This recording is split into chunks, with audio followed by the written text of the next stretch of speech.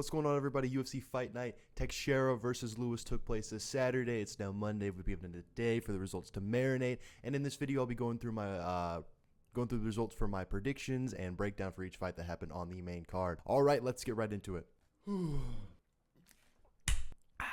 right, so the first fight that happened on the main card and we'll be talking about is Tuco Tokos versus Junior Tafa. I had Tafa by a TKO KO round 1.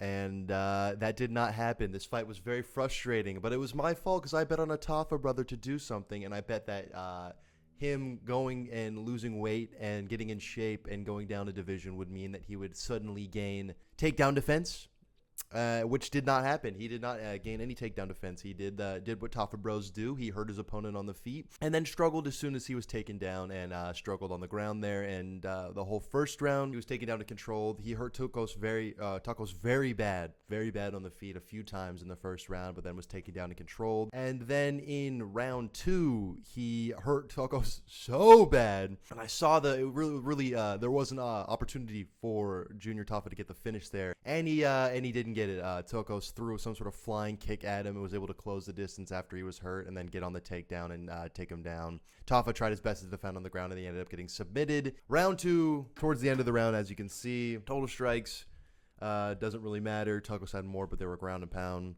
Significant strikes, Tokos had significantly less because he didn't really land anything, and then it was 5 of 9 on takedowns. As you can see, Tafa did not gain takedown defense and was submitted, and he is not good enough to be in mixed martial arts. I say that he should go to dirty boxing or karate combat or something. I imagine he would do a lot better there with his insane power and striking, but yeah, Tafa's not winning in the UFC anymore. He's not good enough to be at light heavyweight. Tuco Tokos is not the best light heavyweight, and Tafa was not able to get it done. So, yeah, the Tafa experiment is over. You got to be a fat heavyweight to do somewhat okay as a Tafa brother. Junior Tafa, Justin Tafa, get him out of here. Let's move on to the next fight.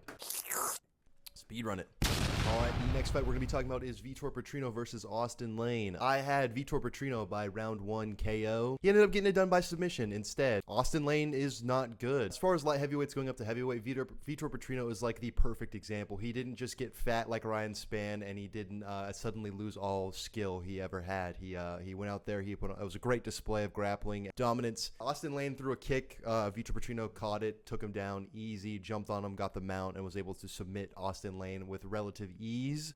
Heavyweight is so ass these days. I mean, there's really no contenders, so all of a sudden Vitor Petrino goes up, gains weight the right way, doesn't just gain fat. He's suddenly a contender now. Now he's somebody we got to watch out for at heavyweight. He's somebody who could actually make it up the rankings and do decently well as Vitor Petrino. Give him a ranked opponent next. It. Like, let's get right into it with Vitor Petrino. He looked very good at heavyweight. His skill on the ground looked insane. He was able to dominate Austin Lane easily, and that's what you should do to Austin Lane because he's garbage. He's buns. Get him out of here. And I think he will be cut from this UFC, and he should be cut because it was easy 101 takedown for Vitor Petrino. Got it done by submission. I had it by KO. I don't think the books had it by submission. I think it was favored to end by KO because they both got KO'd viciously in their last fights. But yeah, Vitor Petrino subs Austin Lane. Easy money.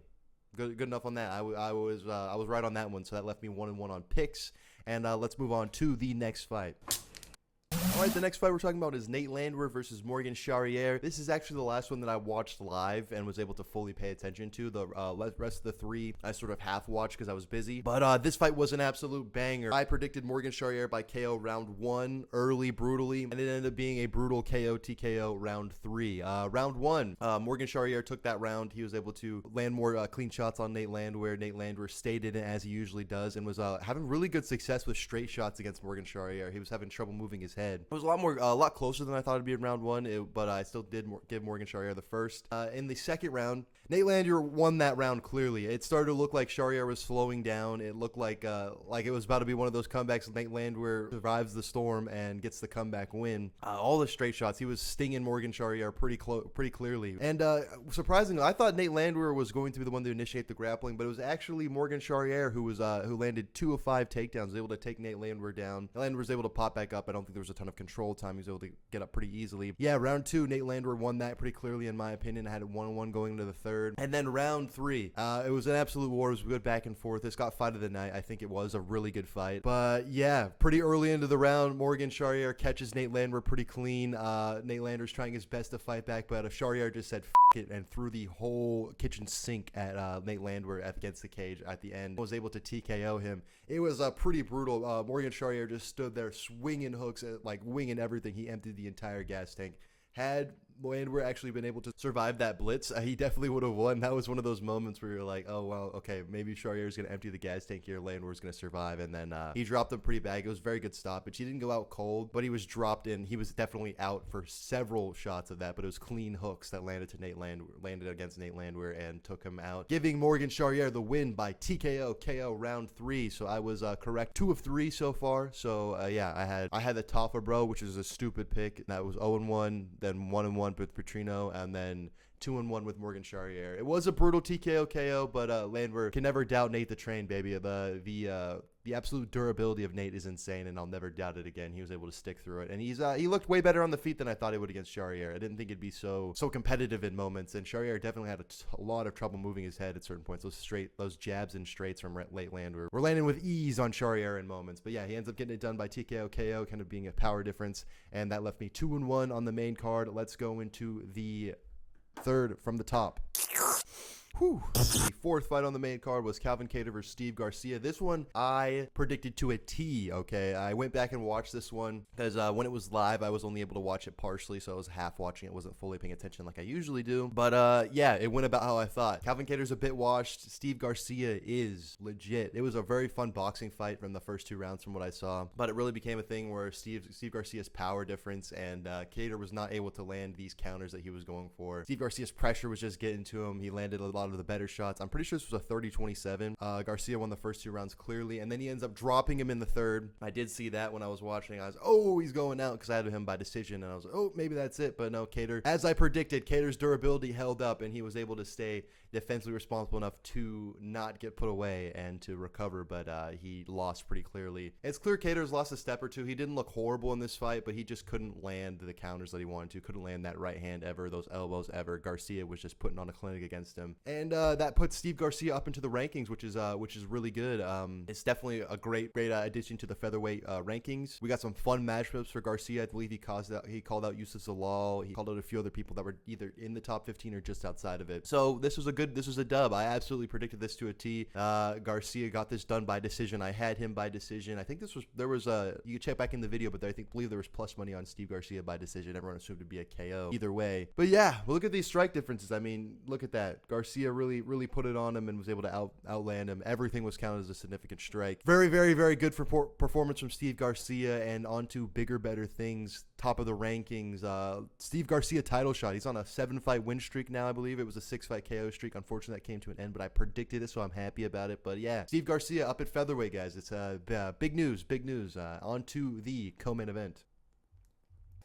All right, under the co-main event, Wonder Unk versus Gabriel Bonfim. I had Gabriel Bonfim by submission round 1, and it ended up being Gabriel Bonfim by decision, a split decision, a controversial decision to say the least. A ton of people said this went the wrong way, and said that Stephen Thompson won this fight, and I don't fully disagree or agree. I think it was close and it could have gone either way. The first round, Gabriel Bonfim was able to take Wonderboy down after a few exchanges on the feet. He gets very close on the submission at a few points, but Stephen Thompson's defense was actually there and he was able to get out of it. I thought it was going to be over. I thought Bonfim was going to get that RNC and it was going to be my pick money time. But no, he did not. So round 1 was Gabriel Bonfim's round with the control time and the close submission attempt. Round 2 was a Stephen Thompson round, I believe. Again, I had to come back and rewatch this fight and skim through it because I just still want to make these videos. I'm trying to be committed to making them, even though I didn't watch this fully live. But Stephen Thompson won the second round. There was a moment, I think in the third or the second round, that he dropped Bonfim with a head kick, or the third, either one. No, I think it was the second, because there was a moment where Stephen Thompson threw a low kick. Gabriel Bonfim checked it, and it split Thompson's shin open. It started bleeding bad. It dropped him. It was a big moment. And then,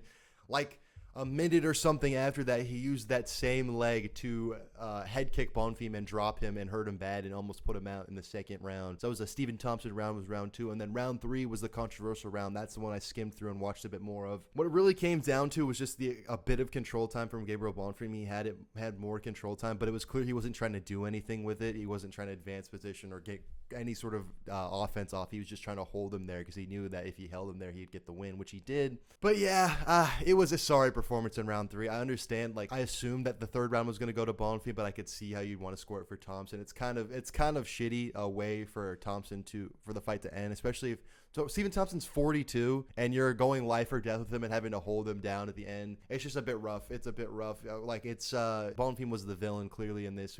We now have people that are wanting someone to take out Bonfim, similar like to a Mario Batista-esque reaction to him beating the veteran here. And I get it. I totally get it. That third round was not the best. He didn't get his usual domination. Okay, it was pretty back and forth, and then the third round was kind of embarrassing, to be honest. The performance there at the end, but.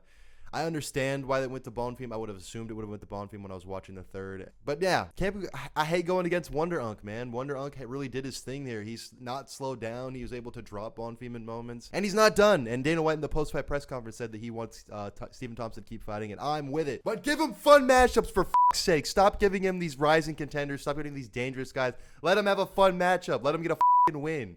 Give him Michael Chiesa. Give him fucking Colby Covington if you're gonna keep forcing him to fight ranked guys. Put him on the White House card against Colby Covington. Fuck it, right? Yeah, two All-American white guys going at it on the White House card. I'd love it. Come on, give Wonder Unk a bone, okay? Like he's done enough for you guys. He's fought fucking Shavkat and Joaquin Buckley and Gabriel Bonfim. Let him have a fun fight. You want this guy to keep sticking around? He's 42. Stop trying to fucking kill him. Gabriel Bonfim won this by decision. I am by submission. And that left me 1, 2, 3. Let me count. That left me 4-1 on the main card. On to the main event.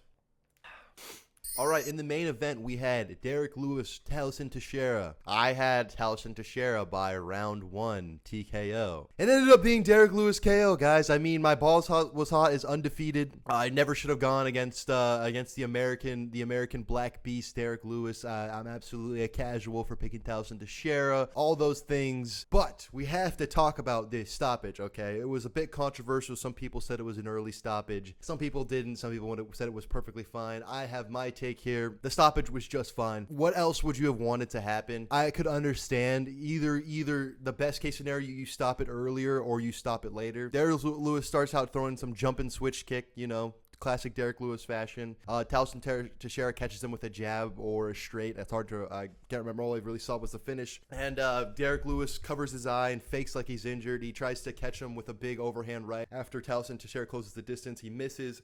And then he fakes that he's hurt again and throws a wild left hook and catches Tallison Teixeira to the chin. He goes down. Derek Lewis swarms on him. He gets the TKO there, basically. But the ref lets it go a little further. And then Tallison Teixeira was climbing up the cage for dear life. I mean, absolutely egregious fence grabs. He was clearly, he was scared he was going to get dragged down to hell by Derek Lewis. So he was trying his best to climb up the cage and escape. And I think he was trying to climb all the way out of the cage and go home. I don't think he wanted to be there anymore. I don't think it was just he was trying to survive. He was trying to get the away from Derek Lewis. But that is where the controversy is, because after he climbed up the cage, the ref stopped it, and then Tallison Teixeira was up and he was aware at that point. But what would you have wanted to happen? That you either let it continue on and Derek Lewis probably would eventually have knocked him the out, which would have been great to see, or the ref stops it and calls him, takes away a point for the fence grab and completely resets it and robs Derek Lewis of a TKO, or you do what the ref did and you just stop the fight. It was already basically a TKO. He had to use a very illegal moves to get out of it. So what did you want to happen? That stoppage was perfectly fine. That's exactly what you'd want to happen. He shouldn't have grabbed the cage if he didn't want that fight to be stopped. I mean, that was completely illegal. You don't see anybody do that. I guess, it's the fact that Tallison Teixeira is a bit green. It's his second fight in the UFC, and he fought Derek Lewis. Teixeira's skill is still there, I believe. I still think he has the skill to be a heavyweight. I mean, heavyweights are ass, and you could be garbage and be a decent heavyweight. But it was a bit too soon. Don't put him against the Black Beast, man. And Derek Lewis just really got it done. He ended up taking his pants off in the thing, flashed his ass to the crowd. Classic Derek Lewis stuff, It's not a surprise at this point. And then in the post-fight, he asked, I think they asked who he wanted next, and he said he wants his wife next and gave her some serious ground and pound. No Jones, though. He didn't mean he wanted to beat his wife. He meant he wanted to ground and pound his wife, if you know what I mean. Anyways, that was Tallison Teixeira versus Derek Lewis. I had to miss this one live because I had something going on, so I didn't get to see the last 3 live. I had to go back and rewatch them, and I only watched them a little bit when they were happening. But yeah, that was this one. I wanted to get this video out. Even though I didn't see him, I just want to be consistent on this. And this week, we have Holloway versus Poirier. I will be in Vegas for the weekend, so I might miss this one again live. I might not have a fight companion for it, but I will be uploading my predictions on Wednesday this week instead of Thursday. So I got to check out for that one. Watch out for that one. I will 100% be doing the predictions for that, and that'll be coming up very soon. So stay tuned for that. I did pretty decent on this card. That was 4-2, and yeah, that's my breakdown for what happened on Teixeira versus Lewis. So I will catch you guys all in the next one. Like and subscribe if you enjoyed it. Peace out.